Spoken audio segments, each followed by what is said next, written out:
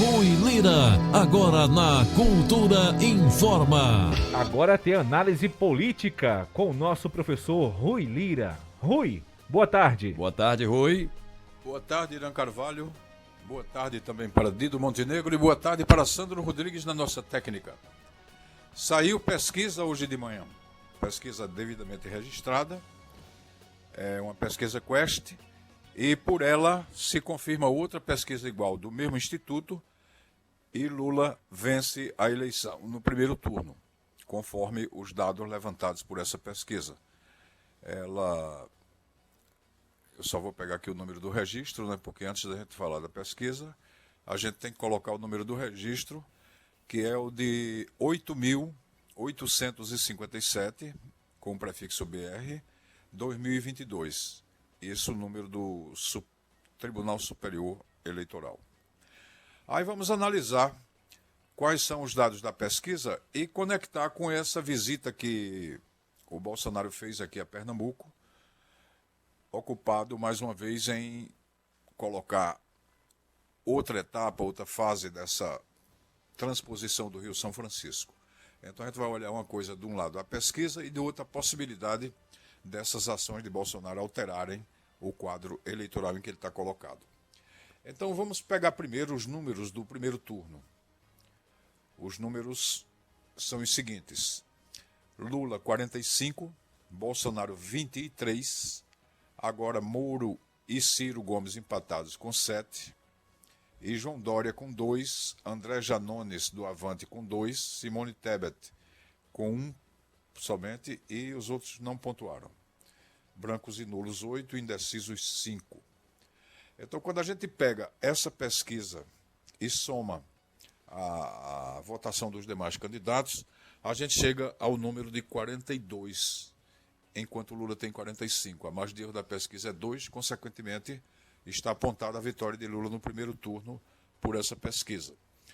E, em janeiro, esse mesmo instituto fez uma pesquisa também com o mesmo molde e também deu vitória de Lula no primeiro turno de 45 a 41. Então, esses são os dados que nós temos de uma pesquisa que está repetindo, de certa maneira, o panorama, o quadro que a gente tem assistido desde novembro, dezembro, em que Bolsonaro vem sofrendo constantemente um desgaste muito grande. A primeira notícia que a gente pode inferir dessa pesquisa é que de pouco ou nada adiantou o chamado Auxílio Brasil, que tomou o lugar do Bolsa Família, porque exatamente nessa faixa de renda, de 2 salários mínimos para baixo, o Bolsonaro tem a sua pior avaliação.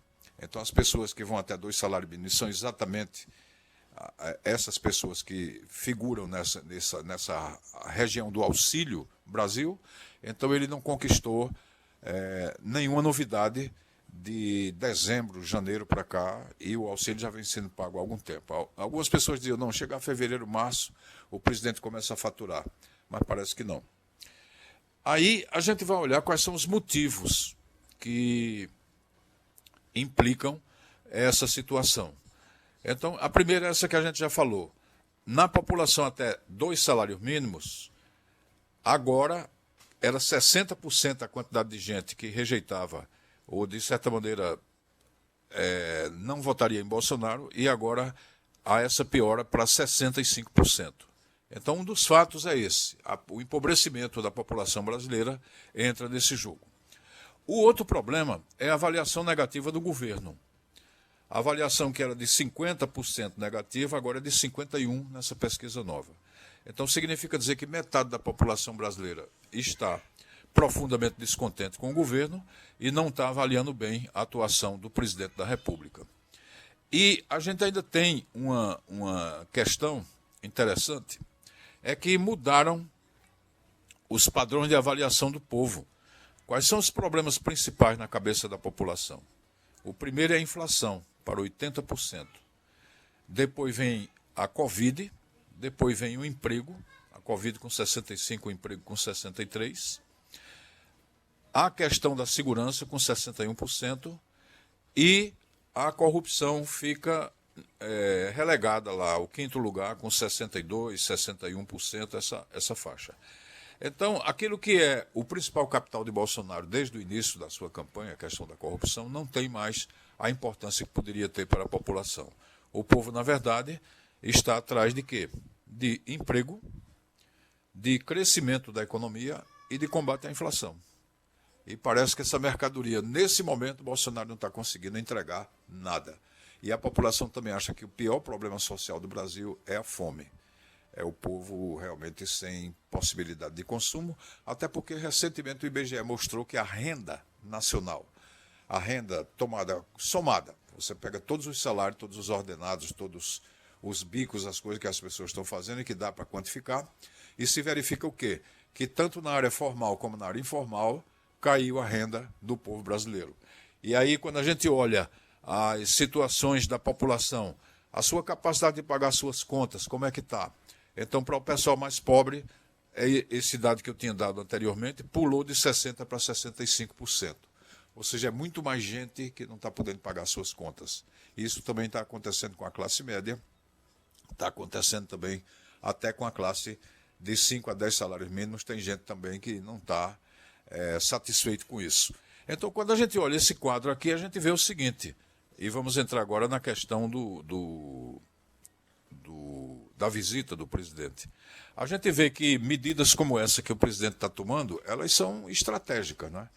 O presidente vem aqui, como sempre, eles organizam num lugar fechado uma determinada quantidade de correligionários que não vão nunca dar uma vaia ou falar alguma coisa fora do script, e Bolsonaro aparece como aquela figura que está sendo sempre o pessoal gritando mito, né? E também elogiando essa coisa toda.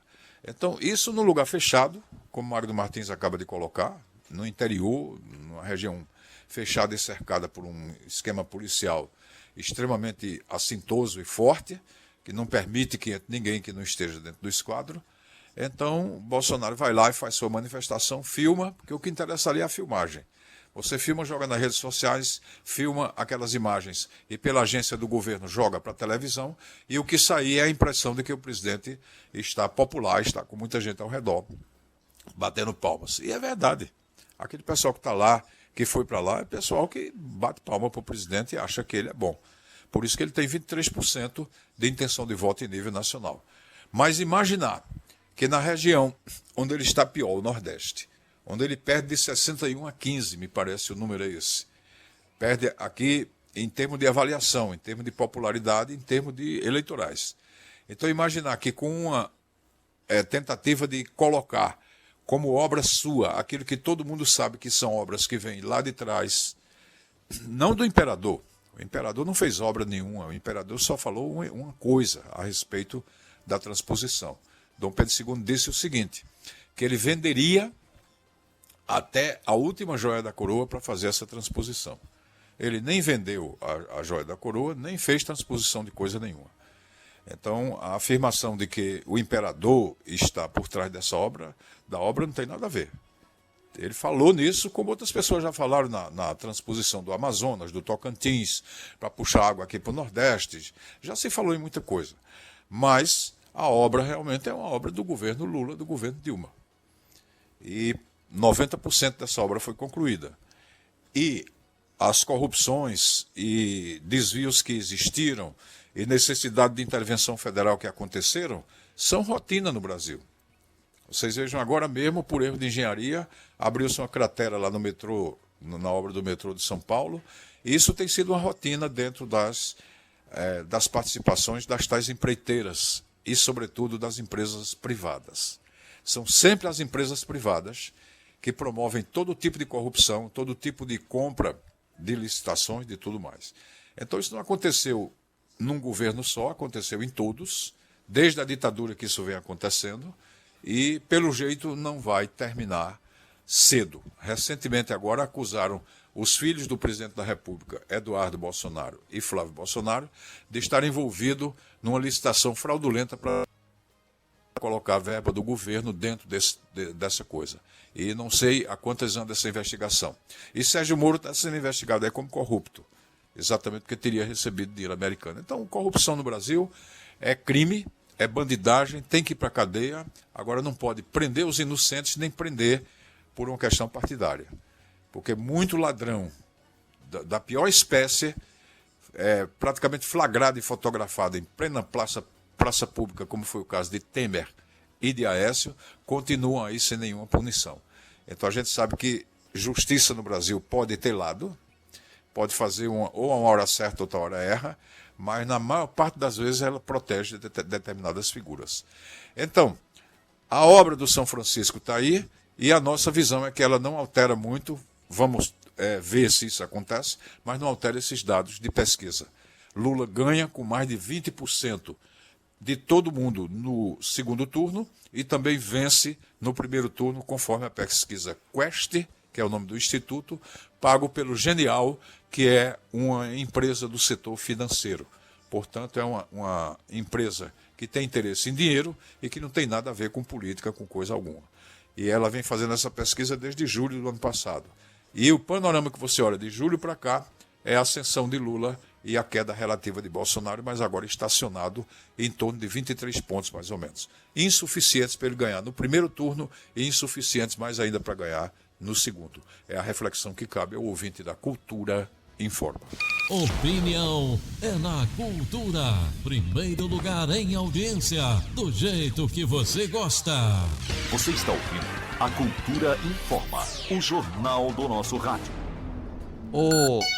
Agora são 1h54 na Cultura. Faltando 6 para as 2. Fui Lira, estava observando aqui os dados dessa pesquisa, essa que você destacou agora, a última, em relação à outra, observando que só o Ciro Gomes ganhou 2 pontos em relação à última pesquisa. O Moro perdeu 2 pontos, não sei se esse é atrelado que você explanou aí, se é questão de corrupção, investigação. E o Dória perdeu 1 pontinho, não sei se foi o buraco, a cratera lá em São Paulo. São fatores principais. Agora, o que fez Ciro Gomes ganhar 2 pontos, Rui? Oscilações em pesquisa dentro da margem de erro, elas podem... Eu acredito aí que nesse caso de Ciro, especificamente, ele pegou alguma coisa de Moro. Gente que não vota em Lula e Bolsonaro votaria em Moro ou Ciro. Isso outras pesquisas mostram também, essa migração. Agora, a oscilação dentro da margem de erro ainda é insuficiente para a gente saber se Ciro vai passar Moro ou se Moro vai ter força para reagir. Mas parece que o Moro perde muito mais, né, nessa comparação, que já tem pouco, né? Cai 2 pontos, mesmo dentro da margem de erro, acende o sinal vermelho na campanha dele. Mandar aqui abraço para o Adriano Heleno acompanhando a gente. Muito obrigado. José Marcos Bezerra também acompanhando a gente pelo Facebook da Rádio Cultura. O Louro da Malhada acompanhando também aqui. Professora Josineide Silva, um abraço, obrigado pela audiência. Edmilson Antônio também, boa tarde. Aqui o Eduardo Mendonça, presidente do Sismuc Regional, também acompanhando a gente. Irã, tem mensagem aí? Tô aqui, ó, o Walter, cinegrafista, professor Rui, Amazonas, Goiás, Santa Catarina, com Lula hoje na frente. Segundo Walter, cinegrafista, pode bater o martelo, a esquerda volta a governar o Brasil, professor Rui? Olha, aquilo que a gente tem dito direto. Quando a gente olha aqui o voto firme, o voto de Lula está firme, o voto de Bolsonaro também. E nesse caso é ruim, né? Era bom que tivesse firme para Lula e tivesse em crescimento para Bolsonaro, mas está firme no patamar que se encontra. E Lula vem crescendo aos poucos, durante o ano você pega o gráfico, é porque não dá tempo, né, a gente ver tudo. Aí a gente vê no gráfico que Lula tem crescido e Bolsonaro tem caído. Se você pega de julho do ano passado para cá, eu tenho os gráficos aqui, mas não dá para colocá-los todos. Então, tem que acontecer alguma coisa muito fora de faixa, muito extraordinária, muito... Inclusive uma recuperação forte de Bolsonaro na área da economia. Se ele conseguir baixar a inflação, aumentar o nível de emprego, tonificar a economia para o crescimento, ele vai atender aquilo que realmente o povo quer.